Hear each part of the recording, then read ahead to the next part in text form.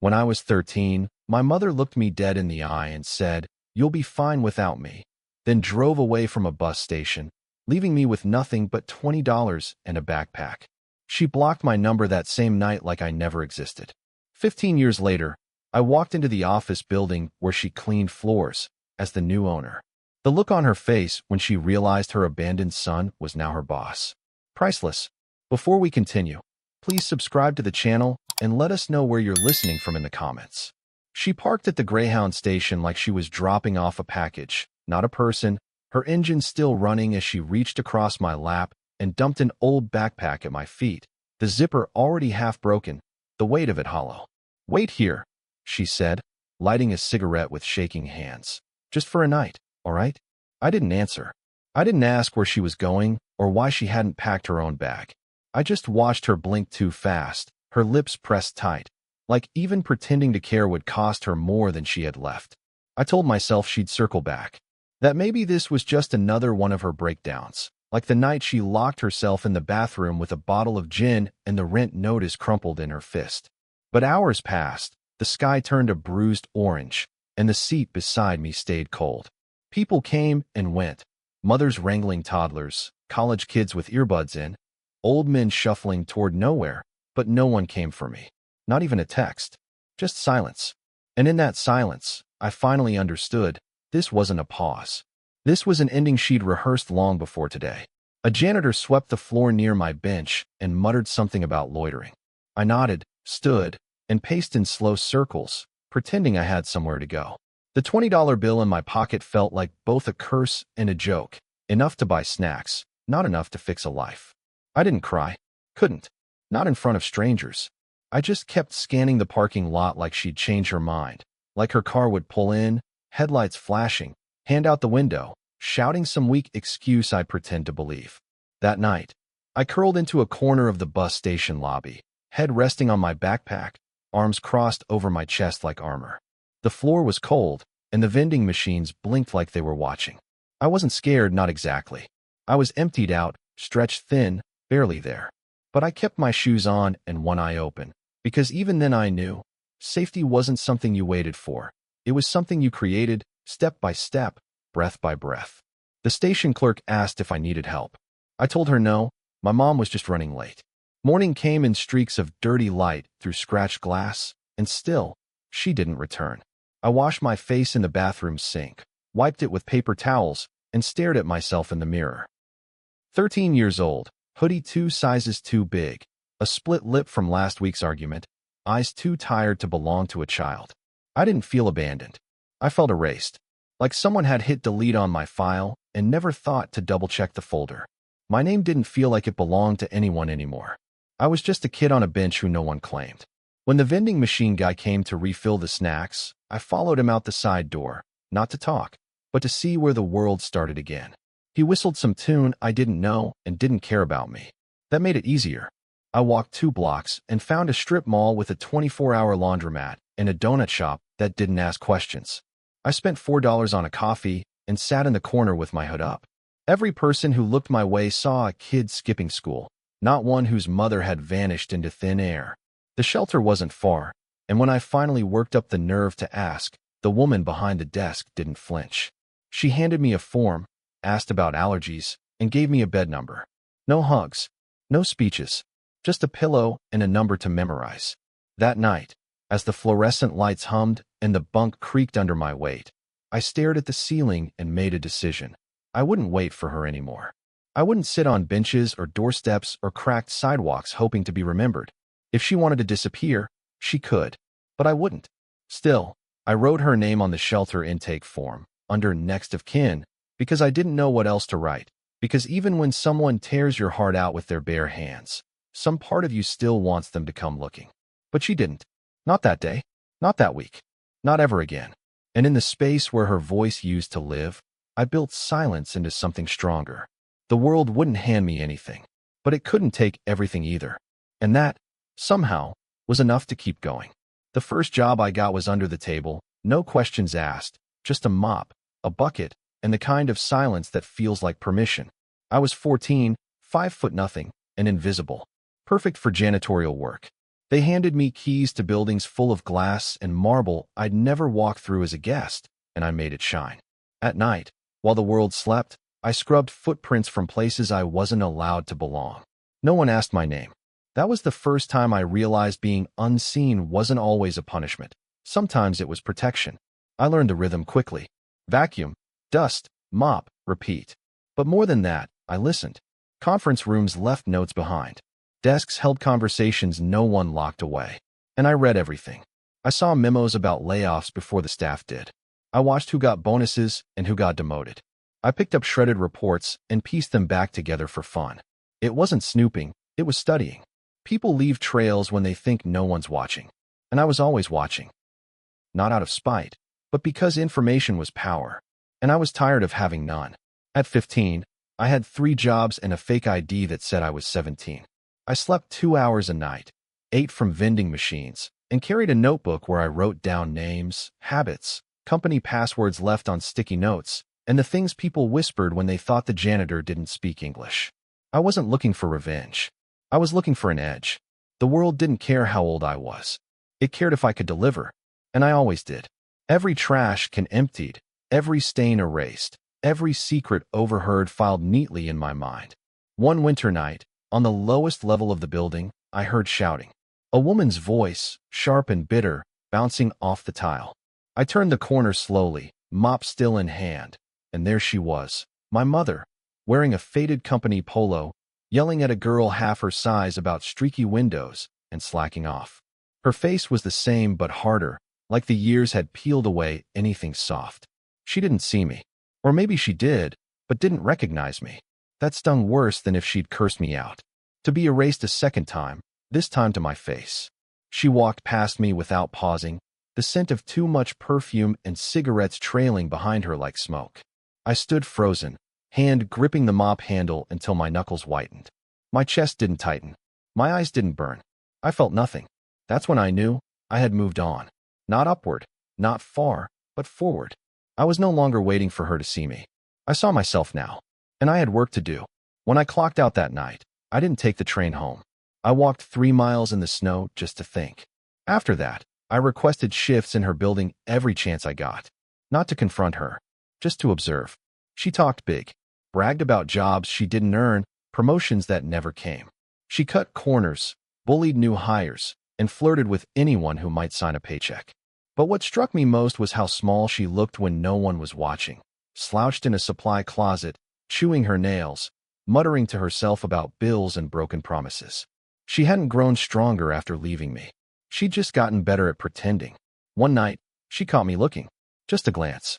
A flicker of recognition passed over her face, followed by immediate dismissal.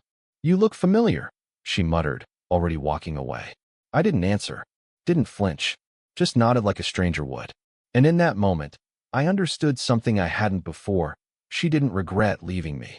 She resented that I survived without her, that I built something out of nothing, that her story no longer defined mine. I was no longer her burden. I was her witness. And she hated that most of all.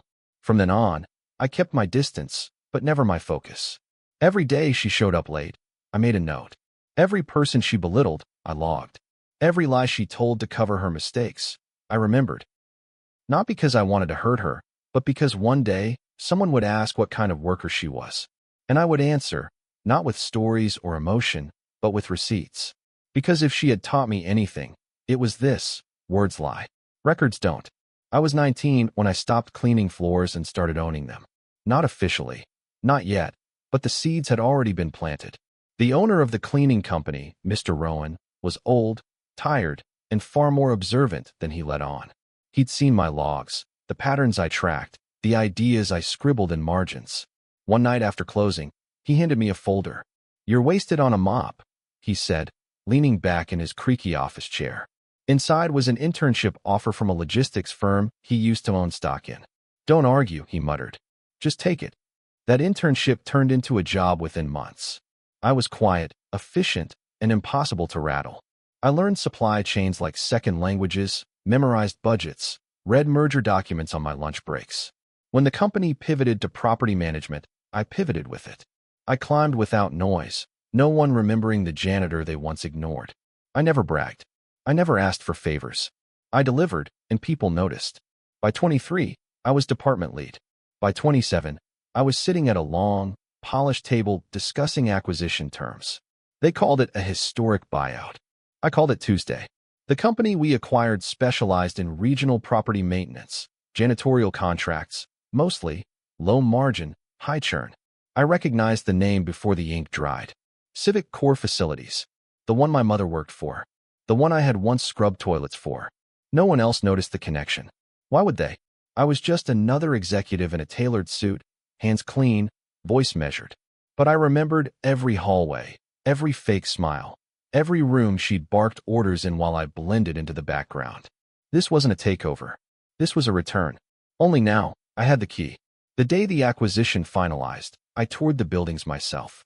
Said it was about due diligence, but really, I wanted to see it all again, through new eyes. I wore a visitor badge clipped to my collar and kept my name off the sign-in sheet. And there she was, in the cafeteria, laughing too loud, stirring creamer into her coffee like it paid her rent. She didn't see me, didn't recognize the man in slacks and polished shoes standing 3 feet away. And I didn't say a word. Not yet. Some truths, you let marinate. A week later, we called an all-staff meeting. Changes were coming, we said. New leadership. New structure. I stood at the back as the general manager introduced me as the division's new regional director. My name echoed in the room like a dropped plate. She was in the 3rd row, clutching her pen like it might save her. When our eyes met, her face collapsed into recognition. She opened her mouth, then closed it. My nod was small, cordial, nothing more. Because I wasn't here for a scene. I was here to watch the ground shift. After the meeting, she cornered me by the elevator.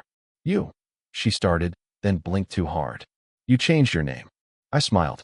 Middle name. Legal switch. She fumbled for something else to say. You work here. I leaned in slightly.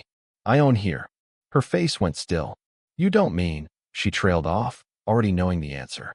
Your manager will explain the new reporting lines, I said, stepping into the elevator. But yes, effective immediately, you'll be reporting to someone else. The doors closed before she could respond. Clean. Sharp. Irrevocable. That night, she left a voicemail. We should talk. We're family. I played it twice, just to hear the desperation crack through the performance. I didn't call back. Not because I was angry, but because the past didn't deserve an audience. She had walked away once, and now I was simply continuing that walk, only forward. She hadn't raised me, hadn't fed me, hadn't even looked for me. And now she wanted a seat at the table. But the table wasn't hers. It was mine. Built from floors she once had me clean. I issued no punishment. No demotion. I didn't need to. The company was restructuring, and her file spoke for itself. Absenteeism. Conflict reports. Poor evaluations. When HR called her in, they followed protocol, not emotion. She was offered a severance package and escorted out politely. That's how the game works when you never learn the rules. It plays you. And as she walked past my office that day, eyes full of a storm she'd never learned to weather, I stood by the window, watching quietly, knowing I had already won the only way that mattered, by never becoming her. The severance meeting took 12 minutes. HR spoke gently, outlining her benefits, offering resources, asking if she had any questions. She nodded at all the right moments, her jaw tight, eyes flicking to the door every few seconds like she was calculating escape routes. When they finally let her go, she didn't make a scene, just gathered her things, thanked them quietly, and walked out with her purse clenched in both hands like it might float away. I watched from my office, glass walls giving me full view. She didn't know I was there. Or maybe she did. That part didn't matter. She stood in the lobby for a while, frozen, not quite ready to step outside. I knew that feeling well. The one where the ground seems to shift underneath, and you pretend you're choosing to stand still, even though it's the only thing left you can do. I had felt it the day she left me at the bus stop. I had felt it again the day I walked into the shelter and lied about my age. And now, she felt it too, in a building she thought was hers to walk through, only to realize the floor belonged to someone else. She finally stepped into the parking lot, sun hitting her like an interrogation lamp. I didn't follow, but I didn't look away either.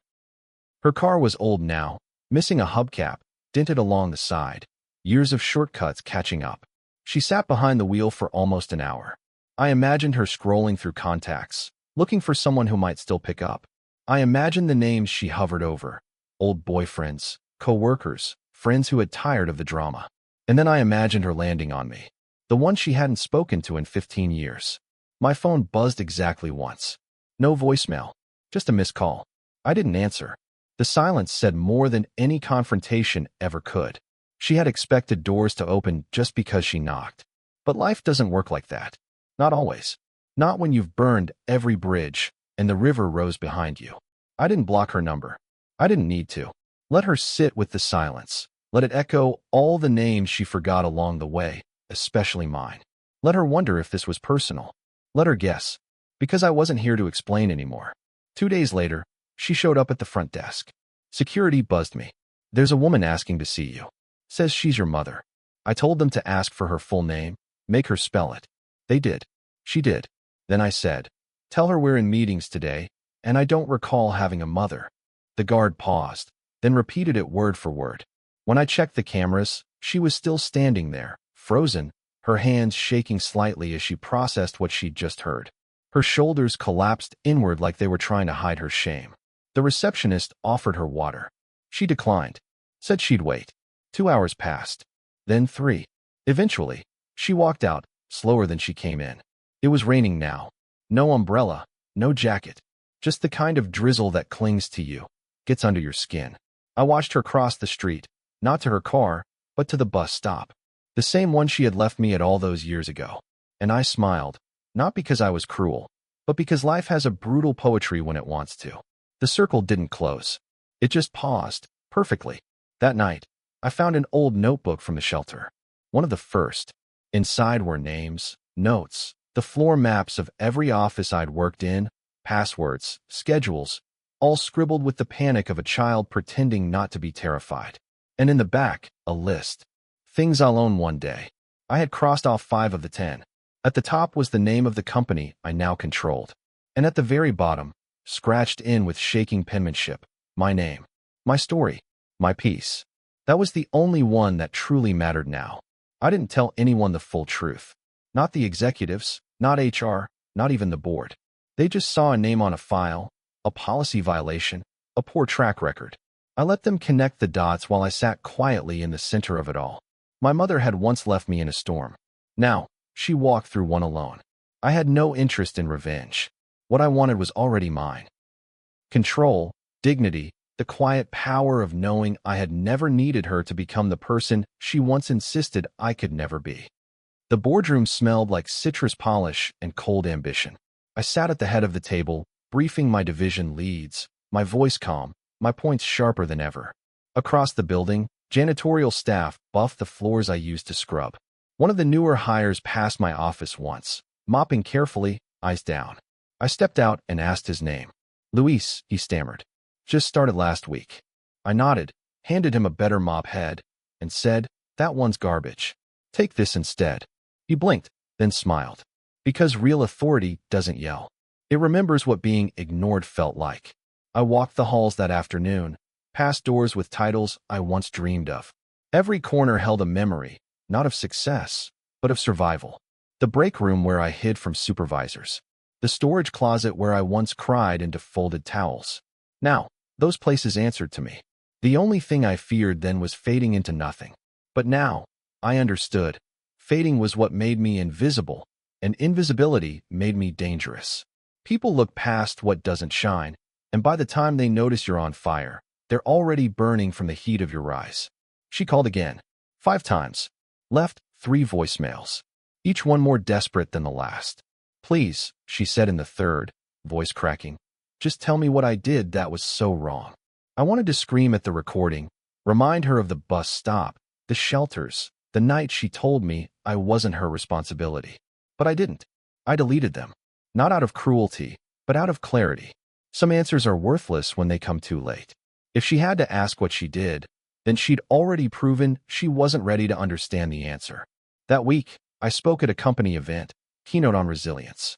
I didn't mention her, didn't name names, but I told the story of a 13-year-old who was dropped at a station, who scrubbed floors to stay warm, who learned to read profit sheets before he ever had a bank account. People clapped. Some cried. But one man waited until the end, shook my hand, and whispered, "You were the kid?" I nodded. He smiled, eyes wide. "You're the reason I didn't quit when I almost lost everything. You give people like me permission to keep going." It rained again that night. Heavy. I stood in the lobby, watching the streets blur underwater. Security waved as I left, and I walked past the bus stop where she'd stood 2 weeks earlier. It was empty now, quiet, the kind of silence that makes you wonder if ghosts can return to the scene of their worst decisions.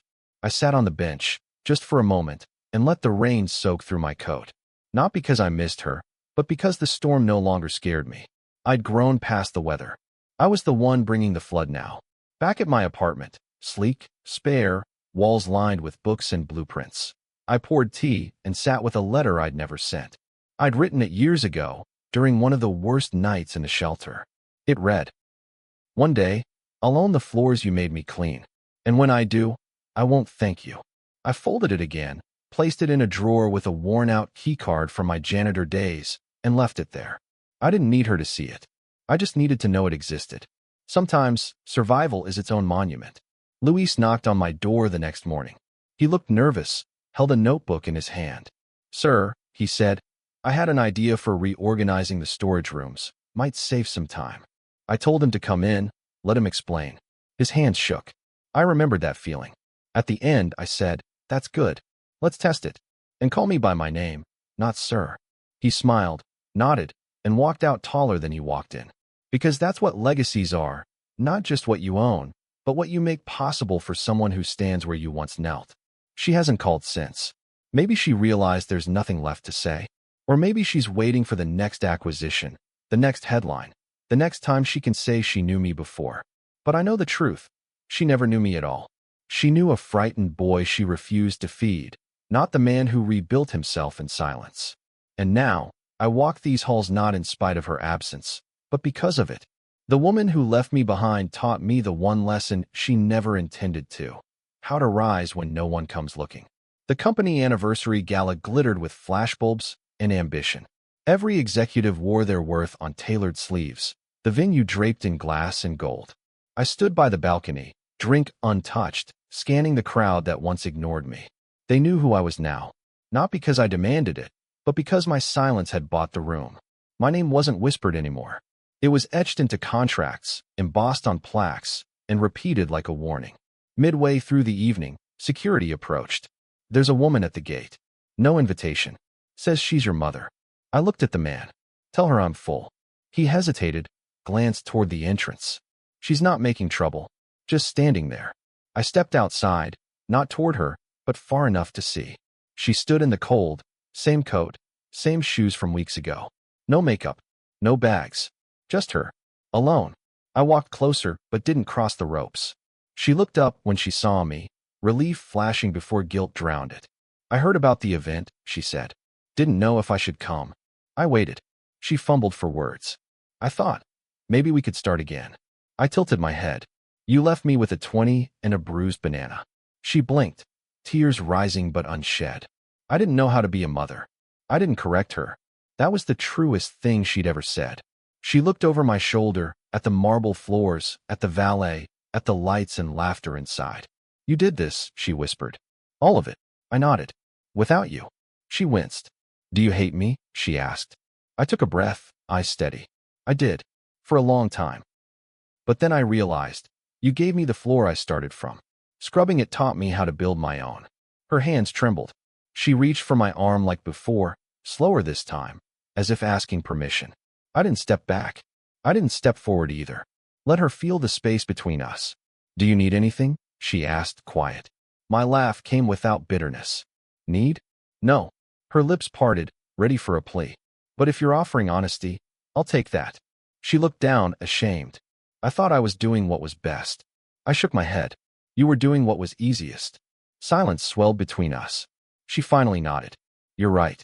That, at least, was new." I didn't invite her in. I didn't promise calls or visits or time. I just said, "Take care," turned, and walked back inside. The doors shut behind me like a final chapter. I rejoined the party, music swelling, conversations blooming. No one asked who she was. No one needed to. Her absence was louder than any introduction. That night, I toasted the team, praised our growth, our grit, our future. But when they raised their glasses, I thought of her standing alone in the dark, and I felt nothing but peace. Because finally, I didn't owe her anything, not even anger. The next morning, I checked my phone. One message. Her voice, softer than I remembered. Thank you for not slamming the door. That was it. No apology. No excuses. Just acknowledgement. It was enough. I deleted it, then pulled out the old notebook again. The page with my list still held one unchecked line. Forgive her, if you can. I circled it, not to check it off, but to remember that some things take more time. Maybe I'd get there. Maybe I wouldn't. But either way, I was no longer standing at a bus stop hoping she'd come back. I was already home. I had a plaque made that week. It hangs in the janitor's closet, above the utility sink. Polished brass, simple font. It reads, "Never forget where you started, but never apologize for where you end up." Luis took a picture with it, smiling like he'd just won a prize. I told him, that closet used to be my office. He blinked. For real? I nodded. Before they gave me the top floor. He laughed, and I did too. Because legacy isn't about fortune or revenge. It's about proving, quietly and fully, that the story didn't end where they thought it would. Sometimes I still visit the bus station. I sit on the same bench, sip cheap coffee, and watch news stories begin. Some kids look lost. Some look ready. All of them remind me who I was, and how far I've walked. The city changed. So did I. But the station? It's still honest. No one waits there by accident. The wind still stings. The lights still flicker. And once in a while, I leave a $20 bill tucked under the bench. Folded inside is a note that says, "You'll be fine. You always land on your feet." Because someone once said that to me. And this time, it's finally true.